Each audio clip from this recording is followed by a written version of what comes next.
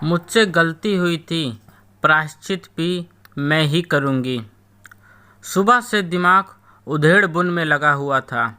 मन नहीं माना तो बहू को ऑफिस फ़ोन करके रेस्तरां में बुलाया। घर पर इतने लोगों के बीच में बात करना संभव नहीं था। क्या हुआ माँ, आपने अचानक ऑफिस फ़ोन करके यहाँ बुला लिया? नेहा हड़बड़ाई हुई थी।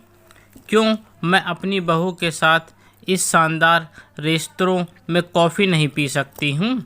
मैंने अपना स्वर सामान्य करने की बहुत कोशिश की, लेकिन वो नहीं हो पाया। नेहा, दरअसल घर पर इतने लोगों के बीच हम लोग खुलकर बात नहीं कर पाते, इसलिए यहाँ बुलाया। तुम दोनों में मतलब विनय और तुम्हारे बीच सब सही चल रहा है ना? मेरे प्रश्न पूछने भर की देर थी कि उसके चेहरे पर वही सन्नाटा पसर गया जो सुबह अम्मा जी की बात देखो बहू, पता नहीं कब यमराज मुझे लेने आ जाए, जल्दी से मुझे परदादी बना दो, सुनकर पसर गया था ना। लज्जा से गाल गुलाबी हुए थे, ना मुस्कान खिली थी, बस यंत्रवत अपना बैग उठाकर ऑफिस के लिए निकल गई थी। माँ, विनय और कैथलीन अभी भी साथ हैं, वो अलग नहीं हुए हैं। वो शांत भाव से कॉफ़ी पीते हार बोली, मेरे हाथ से कप छूटते छूटते बचा। इसको सब पता है। एक बार जी में आया, भोलेपन से पूछे, कौन कैथलीन? फिर अपनी सतही सोच पर घिन आ गई। हिम्मत जुटाकर पूछा, अभी भी साथ हैं मतलब आप सब लोगों ने मुझे बलि का बकरा बनाकर सजाकर काटने के लिए विनय से शादी करवाई। नेहा रुलाई रोते हुए फट पड़ी।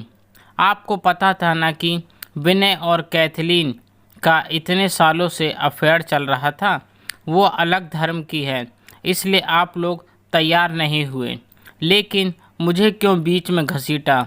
वही बात हुई ना कि एक औरत होकर भी आप औरत की दुश्मन बन गई। मुझे कटघरे में लाकर खड़ा कर दिया गया था। गलत आरोप नहीं लगाए जा रहे थे, सब जानते हुए ही दबाव बनाकर विनय को शादी के लिए राजी किया था। नेहा, हम सबको लगा था कि शायद शादी के बाद सब ठीक हो जाएगा। कोशिश करो बेटा। कोशिश? कौन सी कोशिश बाकी रह गई माँ? रोते रोते उसकी आंखें सूज गई थीं।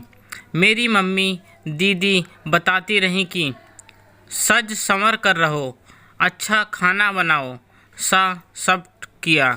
फिर 1 महीने बाद विनय के फ़ोन की तलाशी लेने पर सच सामने आया कि मैं उनकी ज़िंदगी में हूँ ही नहीं। मैं क्या करूँ माँ, आप बताइए। ईश्वर क्या करवाना चाहता है मुझसे? आरोपी भी मैं हूँ, फैसला भी मुझे सुनाना है। तुम क्या चाहती हो? विनय खुलकर कह चुके हैं कि वो कैथलीन से कभी अलग नहीं होंगे। ऐसे में मेरा अलग होना ठीक है। हालांकि मुझे मालूम है कि दोनों घरों में कोई इस बात के लिए तैयार नहीं होगा। उनके दयनीय भाव से मेरी ओर देखा। कितना झेला इस लड़की ने इतने महीनों से। मेरा मन भर आया। मैं विनय को समझाने की एक और कोशिश करूंगी। नहीं माना तो तुम फैसला लेने के लिए स्वतंत्र हो। मैं तुम्हारे साथ हूँ नेहा। वो हड़बड़ाई आंखें के लिए अविश्वास से मुझे आपलक निहारती रही। सच माँ, आपको ये चिंता नहीं कि सब लोग क्या कहेंगे? मुझे पता है लोग क्या कहेंगे। मैंने उसका हाथ थपथपाते हुए गहरी सांस ली।